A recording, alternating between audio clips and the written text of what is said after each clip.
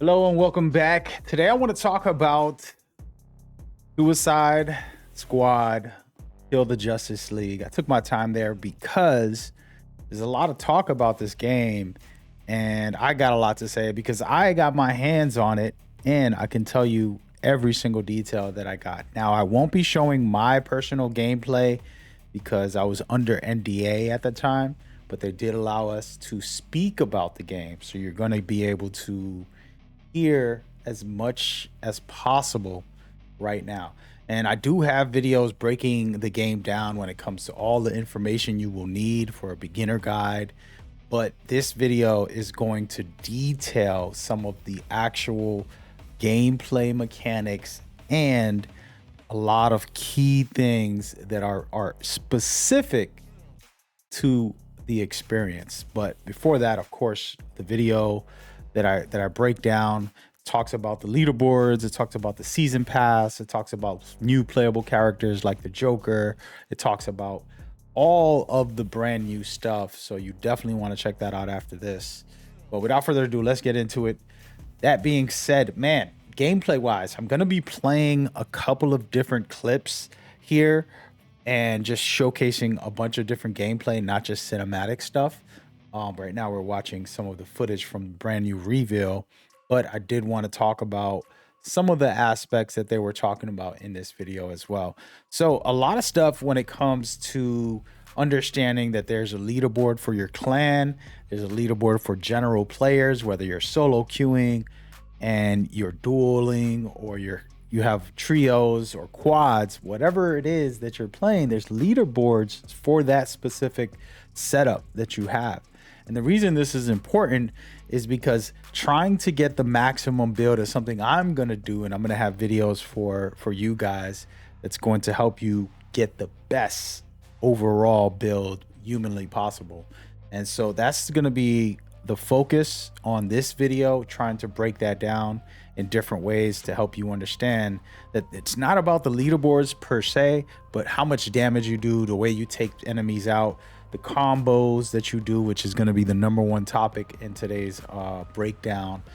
It's super critical for the experience, and I mean like absolutely critical in the experience. I'm going to put on some footage here from the live stream that the Suicide Squad company allowed some creators, and we're watching Shroud's view here when he played.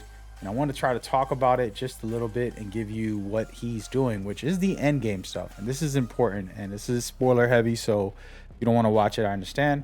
But we're going to skip ahead. Not really much story here, but basically in the end game, you're going to be going to these else worlds and you're going to be trying to stop Brainiac. Now, this is the top tier heavy duty stuff. It's very difficult, right?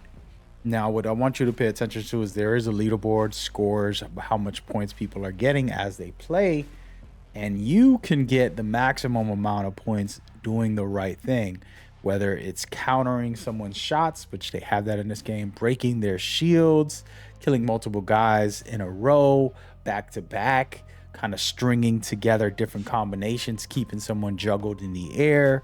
There's a lot of great elements that you can do in this game. It's not just about completing the mission, it's about completing it in style. And this is why I'm excited about this. I play a lot of looter shooters and they're mostly pretty bland when it comes to style. It's not very stylistic for the most part. It's mostly just run and gun or tactical looter shooters, and I love them, so I'm not criticizing that. But I do like the fact that this game has, hey man, play with style, try to be the best you can, try to put out some work.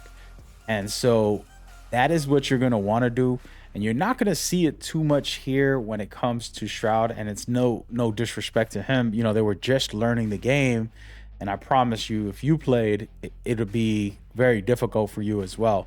So what we're going to do is we're going to go into some clips here provided to you by the PR team, and I'm going to showcase some actual footage that I felt gave a better breakdown on some of the ways you can play. And now Shark isn't somebody that I think is the #1 pick. A lot of people will end up with Dead or they'll go with Harley. Me personally, I'm going with Boomerang. I just like his versatility. He's able to have long range with the Boomerang and use it as a melee weapon. That's why I like it. But yeah, so as you see, he smashed down and then he shot someone up in the air. Okay, and why is this important? Is you're doing combinations. You're creating more combos to you're building up the combos, and it will stay around for a couple of seconds, but it will disappear. So you want to try to maximize that as you're playing, because the combinations will end up disappearing. You don't want to get hit as well.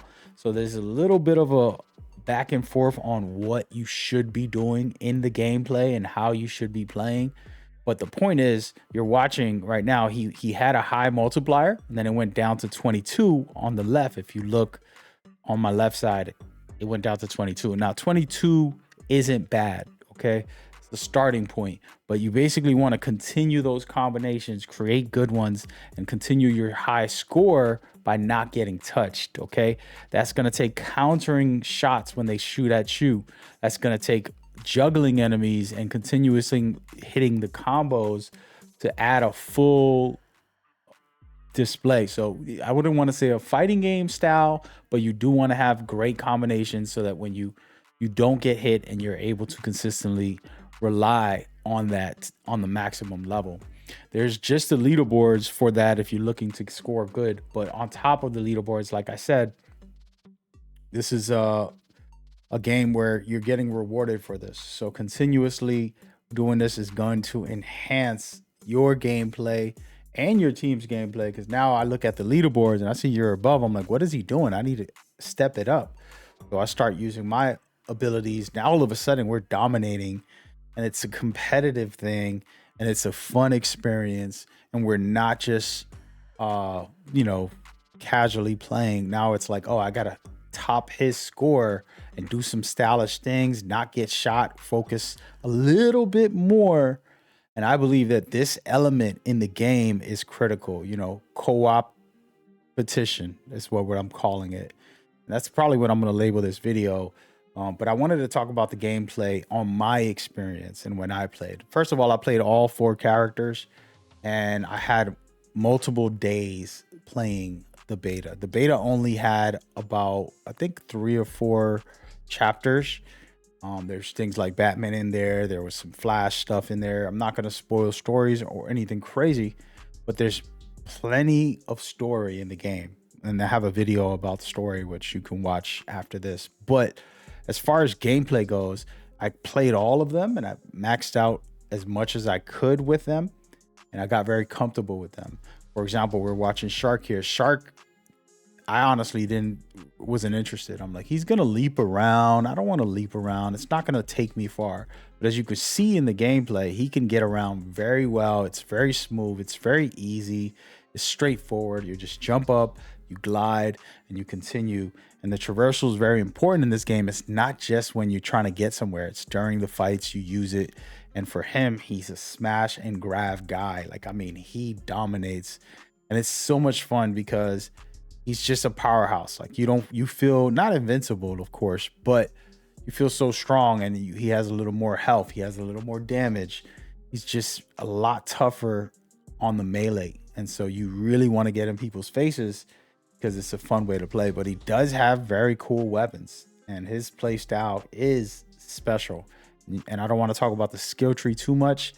The NDA, I mean, it's over, but I don't want to get too deep into it until I'm allowed officially when the time comes. But to address it, if you've seen the footage, there's plenty of different play styles. Okay, maybe you want to do assault rifles, maybe you want to do melee focus, maybe you want to do element damage. And the skill trees all have different variations that you can play, and you can switch them out as well individually, whichever one you feel comfortable with. And it made it feel really good because I'm like, okay, I'm going to be able to do some wild things with this. Of course, I didn't play the end game. I didn't play max finale of it all, but it was a good experience. And I'm going to switch over to my boy, the Shot. I'm going to call him the Shota. And this guy right here, I always hit around about him being the meta, and he might be the meta. He has critical hits at a maximum. And I think every looter shooter I've played, critical hits are so good when you create a build around that.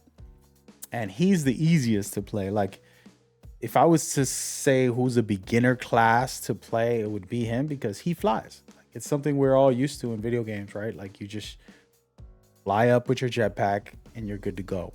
And I like that personally. I thought it was great. It was a good time. But it was so easy. It felt too easy. And that's why I stirred away from him when it comes to traversal. As far as gameplay, like I said, he's a savage. He has hard hitting setups, and his build is all around that long range play style for the most part. He can still do melee and he can still get in your face, but what I like the most is element damage with the build putting on specific modifiers. There's a ton of modifiers in this game that I think are going to be special in the future. Once we get our hands on it fully, I'll be able to make the builds and show you guys all of that. But yeah, so these are the two guys I'm going to talk about now because I have some footage for them. There's footage, I mean, a lot of footage of all the characters and things like that, but I don't want to go too deep into it. We're gonna take a second and check out this Joker footage that just came out too. Even though I have not played him, I just want to touch on him and kind of get into what I think. And he's a different person. So with the Joker, what I saw was, first of all, he has a rocket which shoots him up in the air, and I believe that that's going to be a good fighting mechanic. It's not about using it for traversal. It's really good for fighting. So if you pay attention, I'm going to showcase it a few times. And by the way, this is a Joker who's from another dimension. He's not even from this earth. He's from the else world. But you can see he looks very different and everything. But when you watch him use his rocket, it goes straight up and then he attacks. So you see how it boosted him up first and then he glides right after? Slide down, boost up. And so it's a rocket, but he has the umbrella to be able to glide in those moments. And it's such a cool mechanic, in my opinion. I think he's going to be very stylish as well. Another one of those things, like I said, you want to do a lot of cool combos. You want to feel good about it. You want to flow with the game. This is, to me, one of the highlights of this looter shooter, okay? Forget about DC, forget about Rocksteady, forget about Arkham's Batman.